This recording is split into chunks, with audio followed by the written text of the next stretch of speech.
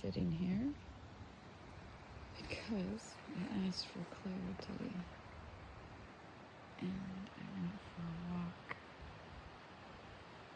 and right on there is my heron.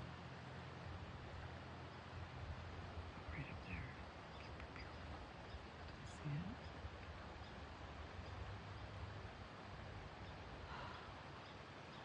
So my clarity is patience,